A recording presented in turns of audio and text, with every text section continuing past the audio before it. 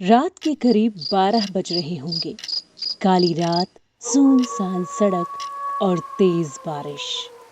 सड़क के किनारे लगे कुछ ही रोड लाइट जल रहे होंगे। आशीष अपने तेज कदमों से आगे बढ़ता जा रहा था। उसे जल्द से जल्द अपने घर पहुंचना था।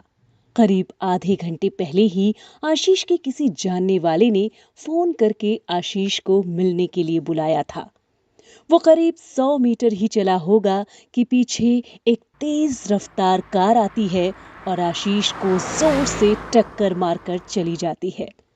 आशीष करीब 500 मीटर दूर पर जाकर गिर जाता है। खून से लथपथ आशीष बदहवास सड़क पर पड़ा है और अपनी आखिरी सांसें गिन रहा है। आखिर क्यों आशीष इतनी रात में सड़क पर निकला? क्या मजबूरी रही होगी कि बारिश में भी वो भागा भागा किसी से मिलने के लिए जा रहा है? क्या कार ने जानबूझकर आशीष को टक्कर मारी थी? ये जानने के लिए चलिए सुनते हैं ये कहानी अधूरा सपना। मध्य प्रदेश के चंबल जिले में एक छोटा सा गांव था सुखनापुर, जहां एक गरीब परिवार भी रहता था।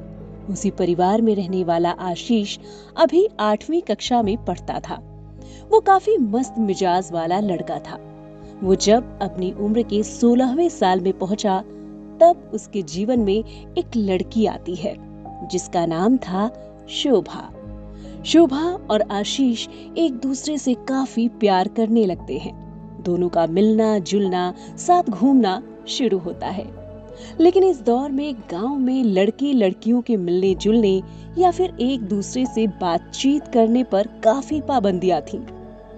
लेकिन आशीष और शोभा दोनों को इन बातों से कोई लेना देना नहीं था। वो कभी स्कूल में तो कभी ट्यूशन के बहाने बाजार में एक दूसरे से मिल लिया करते थे। दोनों के बीच का प्यार आने वाले समय में काफी परवान चढ़ने वाला था, क्योंकि दोनों ने ही तय कर रखा था कि चाहे जो भी हो जाए वो कभी अलग नहीं होंगे।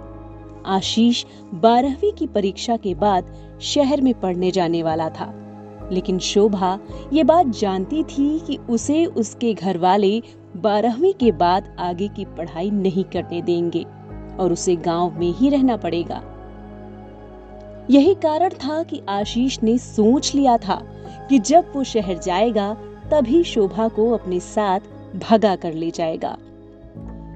इसके लिए आशीष ने एक योजना बनाई थी, जिसमें उसके साथ उसका दोस्त अनिल भी शामिल था। आशीष ने 12वीं की परीक्षा पास कर ली। अब वो कुछ ही दिनों के बाद शहर के कॉलेज में दाखिला लेने जाता है। अपने पिता के साथ आशीष शहर जाता है और कॉलेज में दाखिला लेकर वापस गांव लौट आता है। गांव लौटने के दूसरे दिन आशीष शोभा से मिलता है और उसे शहर जाने के लिए योजना के बारे में बताता है। उस समय अनिल, शोभा और आशीष तीनों एक साथ बैठते हैं और भागने के लिए एक तारीख तय करते हैं। लेकिन योजना के मुताबिक आशीष गांव से शहर पहले जाने वाला था और शोभा अनिल के साथ बाद में शहर जाने वाली थी। देखते ही देखते वो सप्ताह आ गया जब अनिल और शोभा अपने जीवन का एक बड़ा कदम उठाने वाले थे। सप्ताह के दूसरे दिन यानी कि मंगलवार को आशीष शहर जाने वाला था। वहीं शोभा और अनिल तीसरे दिन यानी कि बुधवार को शहर जाने की तैयारी कर रहे थे। सोमवार की रात थी। आशीष अपने परिवार के साथ बैठकर खाना खा रहा था। आशीष के घर में उसका छोटा भाई, माँ और पिताजी थे। सभी लोग आशीष के जाने को लेकर काफी दुखी थे। सभी खाते खाते थोड़ी बहुत बातें करते हैं और फिर सोने चले जाते हैं। आशीष अपने आने वाले कल के लिए काफी उत्सुक था। वो जल्द से जल्द शोभा के साथ शहर में एक नई जिंदगी की शुरुआत करना चाहता था। वो इतना उत्साहित था कि उस रात उसे नींद ही नहीं आ रही थी। लेकिन काफी मुश्किल से करवट बदलते बदलते आखिरकार वो सो जाता है। नींद में जाते ही आशीष सपनों में डूब जाता है। सपने में वो देखता है कि शोभा के घर वाले काफी गुस्से में हैं और शोभा को मार पीट रहे हैं। शोभा काफी चीख चिल्ला रही है, वो बार बार आशीष आशीष चिल्ला रही है, लेकिन उसकी मदद के लिए कोई भी आगे नहीं आता है। तभी अचानक से आशीष की नींद खुल जाती है और वो जोर से चिल्लाता है, शोभा। आशीष पसीने से तरबतर था। उसकी सांसें काफी तेज थीं। वो अपने बिस्तर से उठकर पानी पीता है। सुबह के करीब 5 बज रहे होंगे। अब आशीष के दिमाग में केवल शोभा का ही ख्याल था। वो नहीं सोच पा रहा था कि आखिर उसे ये सपना क्यों आया। आखिर सपने में शोभा को कोई मारपीट क्यों रहा था। क्या आने वाले समय में उसके साथ इस तरह की कोई घटना होने वाली थी। आशीष का सपना अधूरा था। ना तो उसे इस बात की जानकारी थी कि उसके घर वाले शोभा को क्यों मारपीट रहे हैं, और ना ही वो ये जानता था कि शोभा को किस बात की सजा मिल रही है। जैसे तैसे आशीष रात काटता है और सुबह होती है। मंगलवार का दिन था। अब आशीष शोभा की मुलाकात सीधे शहर में होने वाली थी, लेकिन आशीष के मन में बीती रात सपने की वजह से काफी घबराहट थी।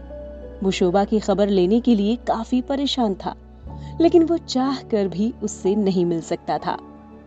मंगलवार की शाम को आशीष शहर पहुंचता है और एक बार फिर से बेसब्री से बुधवार की शाम का इंतजार करने लगता है। लेकिन दूसरी तरफ गांव में कुछ और ही खेल चल रहा था।